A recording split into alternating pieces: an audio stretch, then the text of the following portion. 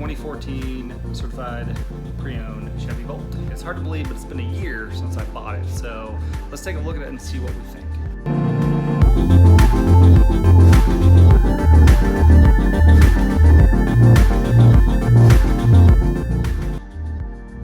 So cosmetically, there's not been a lot that's changed with the Volt. There are some minor cosmetic things that have happened just for me driving it. And that's the big thing, is that I wanted this to be kind of like an adventure mobile, an adventure car. It gets really good gas mileage, 42 miles a gallon on the gasoline engine. And then obviously using electricity whenever you drive local. So, I thought it was a pretty efficient car. There you can see a dent. That dent was actually on it when I bought it. I just didn't notice it at the dealership. But again, the whole idea with this car is to use it, to enjoy it, and to have some pretty cool adventures with it. I still think, even with the cosmetic things, I still think it's a pretty nice looking car. So as we swing around here to the back, there's the hatchback, which I still love. You just can't beat the amount of space. We'll open it up and take a look. And there's a good example there. Got my son's bike in the back. We were just at the park earlier today. You just got plenty of space to fit stuff. And then there's a scratch down the side. I had some stuff that was gonna be put out for the trash man to pick up. And I didn't see it as I was turning out of the driveway, and I put a scratch down the side. So it's kind of unfortunate. It's still, again, I think it's just a great looking car, even though this thing is a almost 5-year-old vehicle. You gotta pay $15,500 for this thing, and which is around $289 a month if you were to try to finance that. And then on top of that, you're only paying $25 to $30 a month for your electricity. And I'm using a level 1 charger here in my garage for my car, and then we use the level 2 for Michelle's car. So you're talking very cheap to operate. I've been on a few road trips with this thing. That's where I've got the 40 to 42 miles a gallon. So then when you do actually drive somewhere, then it's still pretty cheap for a gas car. So let's go hop on the inside here, and we'll take a look at some of the inside stuff.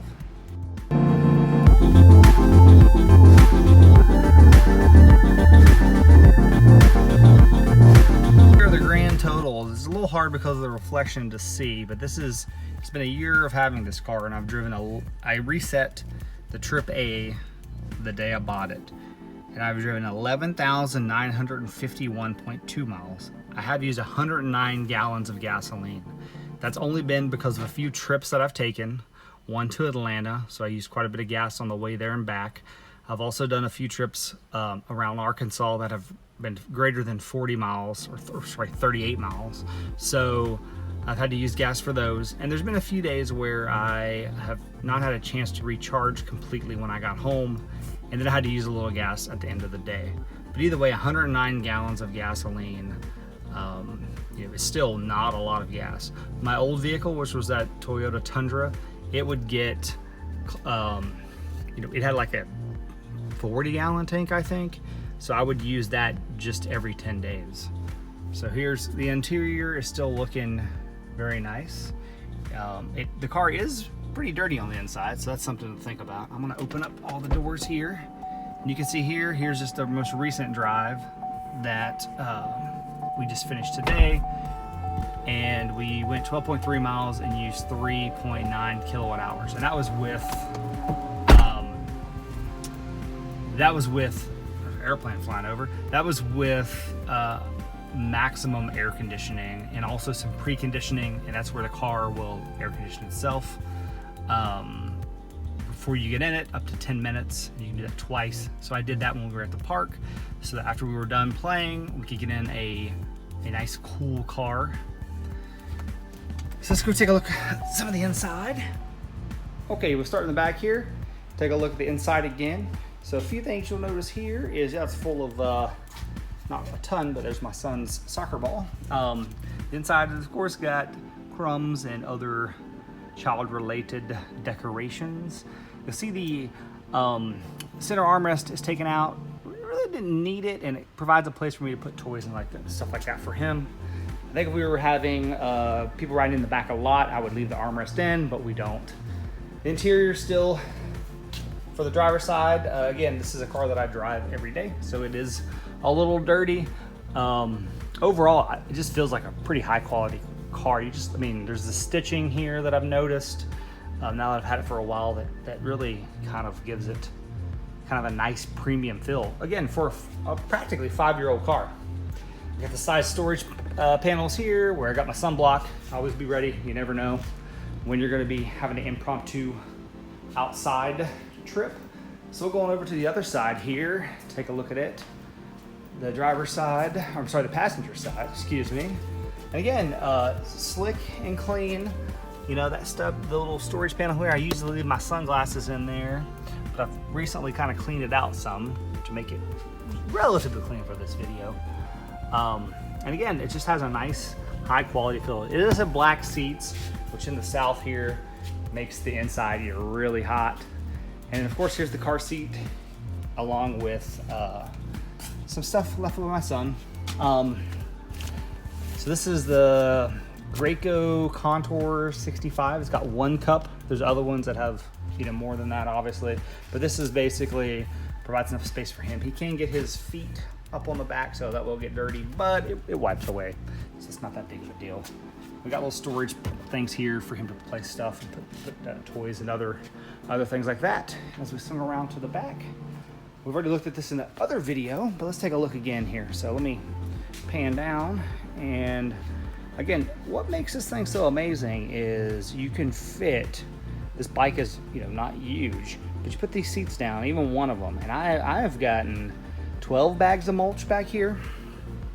So it's like almost has a lot of functionality like a pickup truck. And that's probably the biggest thing I can say about why we like this car, is it has done a lot of the functions of being able to haul mulch, sod, stuff like that. I just put down a tarp in the back, take out my son's car seat, and you have a ton of space to haul stuff. So it's a very functional car, and whenever you factor those things in, it's just hard to not love this car.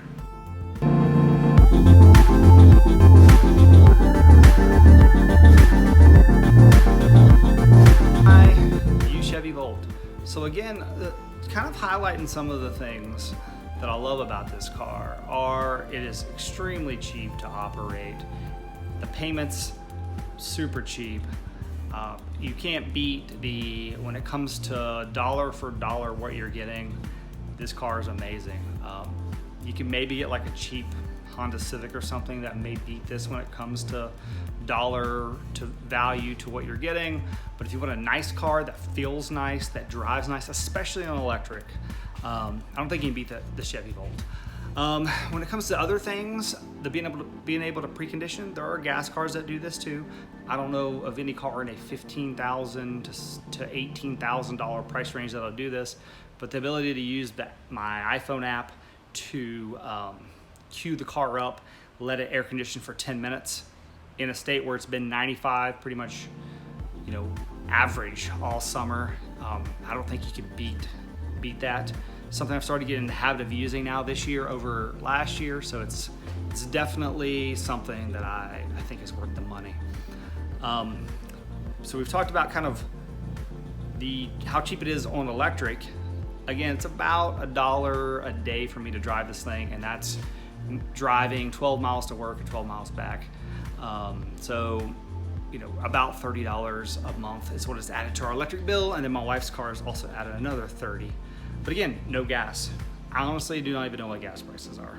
No idea. Haven't bought gas in a while. Have no idea.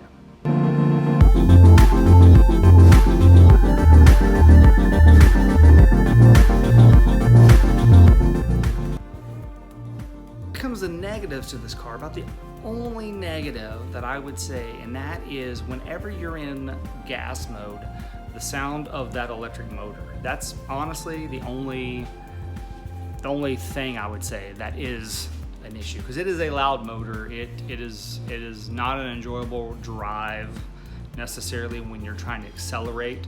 When you're on the interstate and you're just driving and you're on cruise control, you're on 70, it's an enjoyable car, it's no big deal. But when you're trying to accelerate, you know, that motor, you can hear it kind of rev up.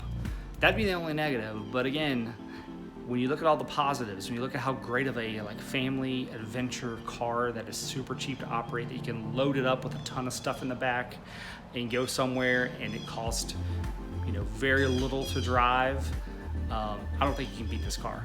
So knowing what I've known this year, after a year of usage, it's hard to beat that price. I think if this car was more expensive, then I may have upped for maybe the 2016 Chevy Volt, because it does have a farther range. Because once you start driving electric, you really don't want to go to a non-electric. It's just not as enjoyable of a ride. So, you know, I like, you know, driving electric. It just feels like a better ride. It's more enjoyable too. It's just once you do it, it's just something that gets in you. So I know maybe, but I don't think for price at $15,500 that you could find something cheaper than this. So I'd have to say that I would definitely buy this again after a year. So hopefully you enjoyed this video. Hopefully if you're in the market, if you have any questions that I didn't cover in this video or any of my other ones, please put them down in the comments below. I will definitely answer them when it comes to this Chevy Volt or other buying decisions when it comes to an electric vehicle. So I got another video coming up here. It's going to be on just a short little tour of our garage to show kind of how we got our chargers and everything set up. So stay tuned for that one, and I'll catch you in the next video.